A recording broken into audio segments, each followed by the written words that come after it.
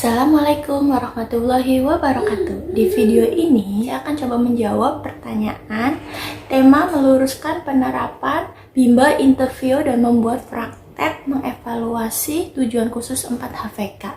Yang pertama, apa prinsip utama dalam proses bimbel interview yang harus dipahami dan diterapkan oleh motivator? Jelaskan dan berikan alasannya. Tujuan utamanya yaitu kita sebagai motivator harus selalu belajar memperbaiki diri, berbuat baik ke semua orang, belajar dimanapun dan kapanpun, dan selalu mengingatkan dan mengajak orang lain untuk mencapai kebahagiaannya, yaitu dengan cara belajar mandiri sepanjang hayat. Tujuan dari bimbel interview ini adalah untuk bermain baca-bacaan agar anak tumbuh minat baca dan belajarnya secara dini. Dan di dalam penyampaian kelas bimbel interview ini, ketika kita sedang bermain baca-bacaan, kita juga tidak lupa harus menerapkan teori jam bandul. Yaitu di dalam kelas bimbel interview ini, kita fokus terhadap bermain baca-bacaan. Tetapi kita juga dapat memvariasikan yang lainnya seperti mewarnai, berhitung, bernyanyi, atau yang lainnya. Tetapi kita harus ingat, kita harus kembali ke tujuan awal kita, yaitu bermain baca-bacaan. Ketika kita menerapkan teori bandul di dalam bimbel interview ini, tujuan khusus kita akan tercapai, yaitu menumbuhkan minat baca dan belajar anak secara intrinsik dan sejak usia dini, dan tujuan kita akan tercapai dengan optimal.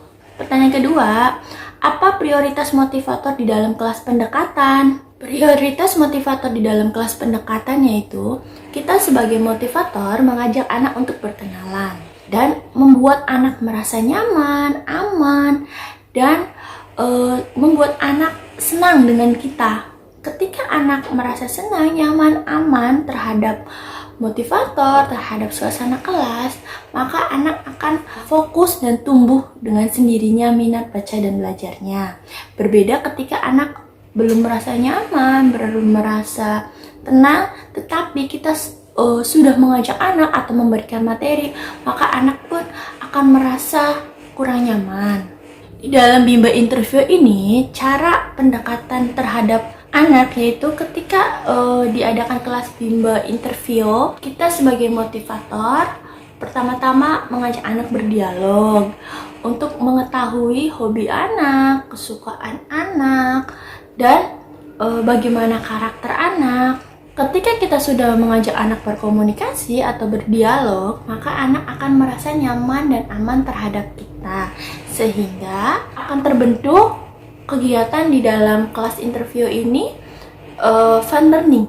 Pertanyaan ketiga, apa prioritas motivator dalam kelas trial? Di dalam kelas percobaan atau kelas trial ini, prioritasnya adalah kita sebagai motivator memperkenalkan kepada anak yaitu bahasa bimbel, 4HVK, dan 4HVS. Bagaimana cara memperkenalkan 4HVK dan 4HVS-nya? Yaitu kita dapat memperdengarkannya, memverbalkannya, dan mengajak anak untuk bersama-sama memverbalkan 4HVK dan 4HVS.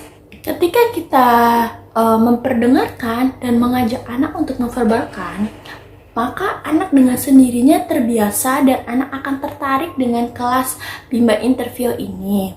Sehingga anak akan menjadi antusias, semangat, dan merasa nyaman ketika mereka mengikuti kelas bimbel interview ini.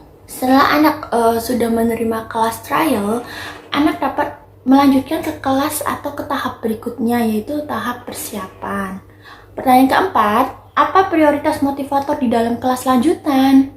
Prioritas utamanya di kelas lanjutan yaitu bermain baca-bacaan.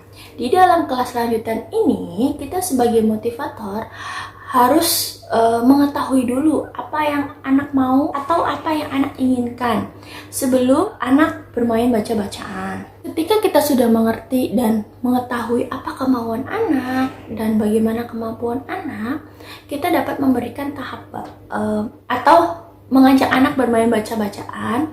Tetapi jangan lupa kita harus mengajak anak bermain baca-bacaan sesuai dengan kemampuan anak, tidak bisa kita memaksakan atau kita menyamaratakan kemampuan anak satu sama lain agar di dalam kelas interview ini anak dapat belajar sesuai dengan kemampuannya sendiri atau biasa disebut dengan individual system, yaitu belajar sesuai dengan kemampuan masing-masing anak.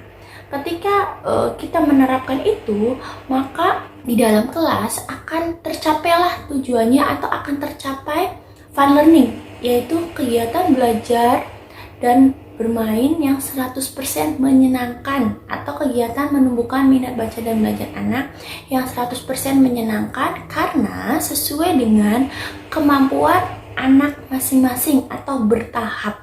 Dan di dalam kelas lanjutan ini kita sebagai motivator tidak lupa untuk selalu mengevaluasi dari segi kognitif dan afektif anak.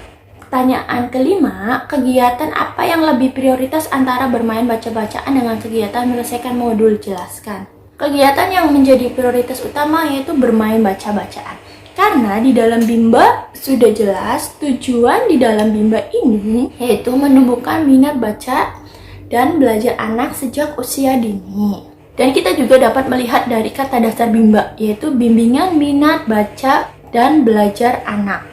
Jadi di dalam Bimba interview ini atau di dalam Bimba tatap muka pun kita harus memprioritaskan bermain baca-bacaan untuk menjadi kegiatan utama. Sedangkan untuk anak mengerjakan modul tulis, modul mewarnai, atau modul hitung itu hanya bersifat sebagai variation skill atau kegiatan selingan agar anak tidak merasa bosan.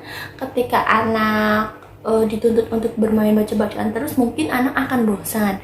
Jadi anak diselingi dengan modul-modul seperti berhitung, mewarnai. Jadi bisa dikatakan modul-modul tadi itu modul pendukung untuk anak bermain di dalam kelas Bimba interview agar anak tidak merasa bosan dan dapat membantu menumbuhkan minat baca dan belajar anak. Dan ketika kita memberikan selingan modul-modul tersebut dapat membuat anak merasa senang dan menyukai belajar sambil bermain di dalam kelas Bimba interview ini. Pertanyaan keenam, materi apa yang dibaca oleh anak ketika bermain baca-bacaan? Materi yang dibaca anak dalam bermain baca-bacaan ini yaitu materi yang sudah dikuasai anak atau anak sudah mendapatkan materi tersebut sebelumnya, yaitu dengan cara modul yang sudah anak kerjakan disimpan, dilipat, dan dimasukkan ke dalam kotak bermain. Dan modul-modul tersebut atau biasa kita sebut dengan tiket-tiketan, itulah yang menjadi sarana untuk bermain baca-bacaan bersama anak. Jadi secara tidak langsung anak sudah dapat menguasai modul tersebut dan kita hanya mengulang apakah anak sudah mampu atau anak sudah bisa dikatakan anak terampil, karena sebetulnya anak sudah mengerjakan modul tersebut, tetapi kita sebagai motivator kita mengulang agar anak menjadi terampil. Ketika kita sering mengulang dan melatih, maka anak menjadi terampil. Contohnya, anak sudah mengerjakan modul, tetapi kalau anak hanya sekali mengerjakan modul, mungkin mereka akan lupa. Jadi, modul-modul tersebut dikumpulkan dan menjadi tiket-tiketan dan kita memberikannya kembali dengan cara bermain baca-bacaan. Dan di dalam bermain baca-bacaan ini kita juga dapat memverbalkan atau mendiktekan katanya, sehingga anak akan antusias dan kita bisa sama-sama memverbalkan bersama anak. Pertanyaan ketujuh, bagaimana cara agar bermain baca-bacaan menyenangkan bagi anak? Cara bermain baca-bacaan agar anak merasa tertarik atau merasa antusias yaitu kita sebagai motivator dapat mengajak anak bermain baca-bacaan dengan cara berdialog. Lalu kita menyebutkan jawaban anak, misalkan udah mandi pakai sabun, SABUN, sabun, bisa. Atau dengan cara kita bercerita. Dengan cara bercerita kita menceritakan nih apa, lalu kita menyebutkan kata yang ada di dalam cerita tersebut, memperbawakannya bersama-sama dengan anak. Atau bisa juga dengan cara bernyanyi bersama anak-anak. Dan jangan lupa kita memberikan reward kepada anak agar anak merasa hasil yang mereka kerjakan atau jerih payah mereka kita hargai dan memacu semangat anak untuk lebih lagi dalam bermain baca-bacaan. Pertanyaan ke-8, bagaimana menyikapi anak yang tidak mau bermain baca-bacaan? Kita sebagai motivator tidak boleh memaksakan anak untuk langsung bermain baca-bacaan. Jadi yang pertama, kita melakukan pendekatan dulu kepada anak. Lalu kita tanyakan dulu kepada anak, kenapa? Alasannya kenapa? Ketika anak sudah menjawab dan anak tetap nggak mau bermain baca-bacaan, kita sebagai motivator dapat memberikan kegiatan selingan terlebih dahulu atau mengajak anak bermain baca-bacaan dengan cara bercerita atau berdongeng. Misalnya nih, ini ada binatang ya kakak ya. Ini binatang apa kakak? Binatang rusa ya kak ya. Hurufnya rusa itu ada apa aja ya kak ya? R-U-S-A, rusa. R-U-S-A, rusa. R-U-S-A, rusa. Ye. Bisa seperti itu. Jadi kita mendongeng kepada anak, tetapi di dalam dongeng tersebut kita menyisipkan bermain baca-bacaan dengan cara memverbalkan katanya atau mendiktekan katanya. Jadi anak tidak tidak merasa mereka sedang bermain baca-bacaan, tetapi mereka sedang mendengarkan dongeng. Selanjutnya, membuat dan mengupload video praktek evaluasi tujuan khusus 4 HVK atau verbal kembar. Kakak Ilan, tadi kita sudah bermain baca-bacaan ya kakak Ilan ya. Tadi kakak Ilan ingat nggak? Ibu sebutin kata apa aja kakak Ilan? Oh inget ya kakak Ilan ya. Kita ulang lagi yuk kakak Ilan, yuk kita panggil. Apa kakak Ilan? Kita panggil. Iya, kita panggil pipinya dulu ya kakak Ilan ya. Hurufnya pipi gimana kakak Ilan? Yeay, anak rajin ya Kak Ilan. Anak soleh ya. Benar Kakak Ilan. P-I-P-I, pipi. P-I-P-I, pipi. P-I-P-I, pipi. Yeay. Terus tadi abis pipi apa lagi Kakak Ilan? Ayo ingat nggak Kakak Ilan? Oh iya, ini ya Kakak Ilan ya. Tadi ya habis pipi ya. Ini apa Kakak Ilan? K-U-K-U, kuku. K-U-K-U, kuku.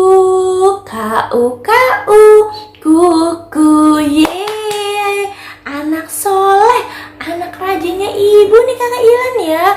Tadi kita udah belajar pipi, kuku, mimi, susu ya Kakak Ilan ya. Oh iya Kakak Ilan, Kakak Ilan tadi punya temen ya.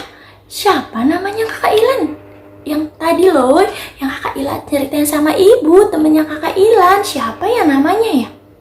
Siapa sayang? Oh, Kiki ya, temennya Kakak Ilan. Kiki ya. Anaknya baik ya Kakak Ilan ya, temennya Kakak Ilan ya. Temen main bola ya kalau sore ya? Iya, Kakak Ilan bisa nggak sebutinnya? Kiki itu hurufnya apa aja sayang? Oh bisa, yuk sama-sama sama ibu yuk kita panggil hurufnya yuk. Iya, K-I-K-I, Kiki. K-I-K-I, Kiki. K-I-K-I, Kiki. Yeay, iya. Kikinya denger nih Kakak Ilan. Kakak Ilan hari ini udah rajin banget. Ibu kasih jempol 2 nih. Kakak Ilan, kita tos lumba-lumba dulu yuk. Karena Kakak Ilan hari ini udah rajin banget. Ya, kita tos lumba-lumba dulu ya. Tos lumba-lumba, tos. Iya. Jadi hari ini Kakak Ilan udah bisa nyebutin kata apa aja sayang? Kata pipi,